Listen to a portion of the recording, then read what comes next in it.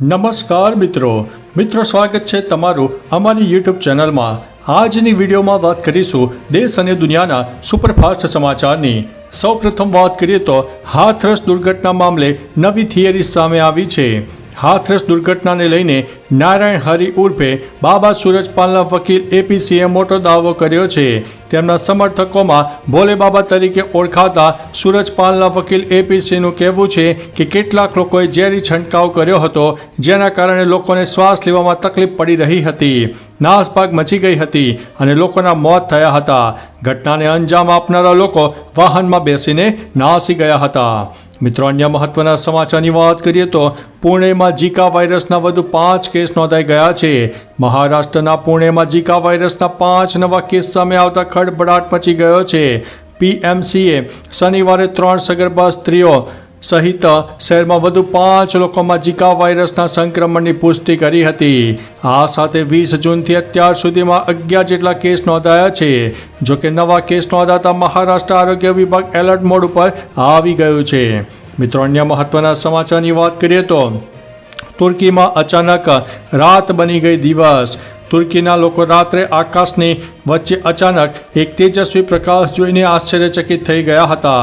મોટાભાગના લોકોએ આ ક્ષણનો વિડીયો બનાવવાનું શરૂ કર્યું હતું। આ પછી હવે તેને સોશિયલ મીડિયા પર શેર કરવામાં આવી રહ્યો છે।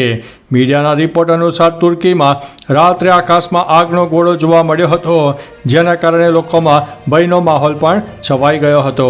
મિત્રો, અન્ય મહત્વના સમાચારની વાત કરીએ તો છેલ્લા 24 કલાકમાં 48 તાલુકામાં વરસાદ નોંધાઈ ગયો છે।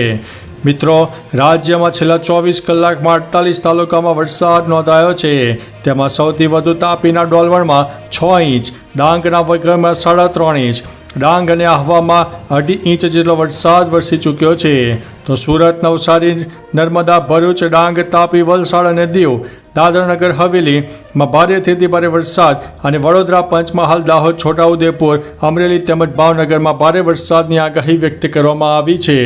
મિત્રો, અન્ય મહત્વના સમાચારની વાત કરીએ તો 6 દિવસ બાદ ફરી થશે અંડાધાર વરસાદનો રાઉન્ડ।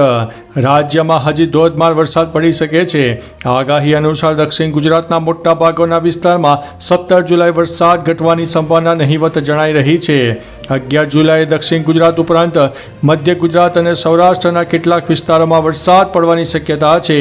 જોકે દક્ષિણ ગુજરાત સિવાય વરસાદ છૂટોછવાયો રહી શકે છે। 16 જુલાઈએ સૌરાષ્ટ્રમાં વરસાદનું જોર વધવાની સંભાવના છે। મિત્રો, અન્ય મહત્વના સમાચારની વાત કરીએ તો શત્રુઘ્ન સિન્હાએ ટ્રોલર્સને ચેતવણી આપી છે।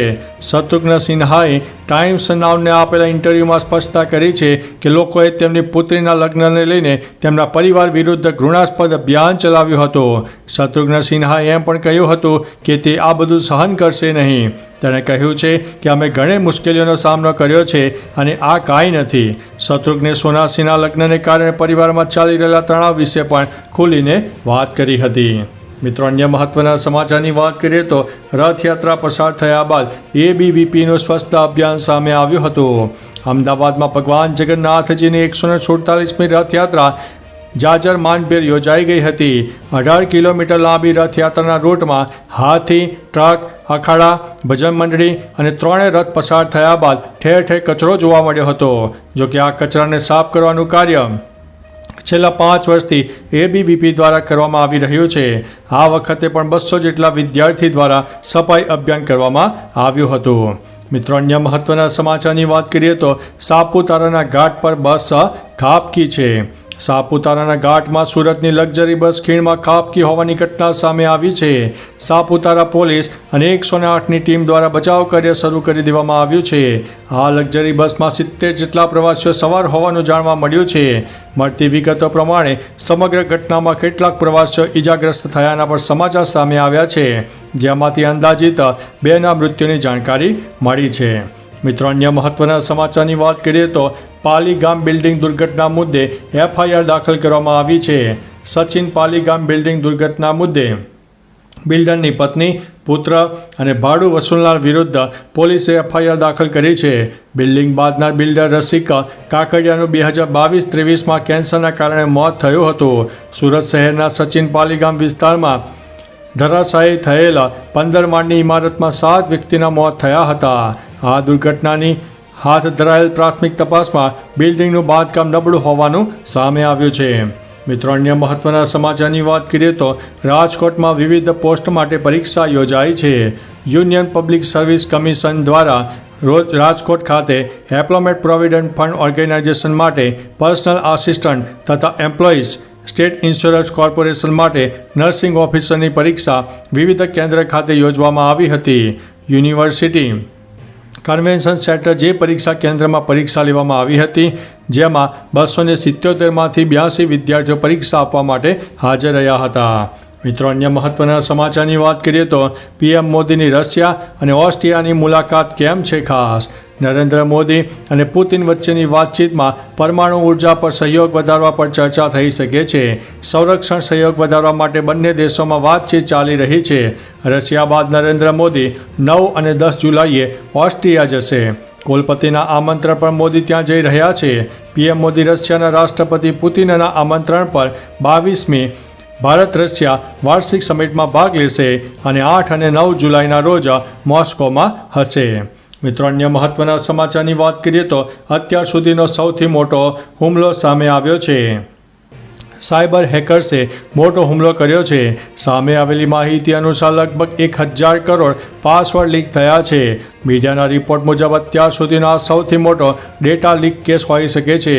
રિપોર્ટમાં જણાવાયું છે કે ઓબામા કેર નામના યુઝર્સે એક ફાઇલ પોસ્ટ કરી છે. આ ફાઇલમાં ડેટા હાજર છે. રોકી U24માં ઘણી સેલિબ્રિટીની વિગતો તેમના એકાઉન્ટમાં અનઅધિકૃત એક્સેસ મેળવ્યા બાદ લેવામાં આવી છે. મિત્રો, અન્ય મહત્વના સમાચારની વાત કરીએ તો હર્ષ સંઘવીએ કબૂતર ઉડાડીને શાંતિનો સંદેશો આપ્યો હતો.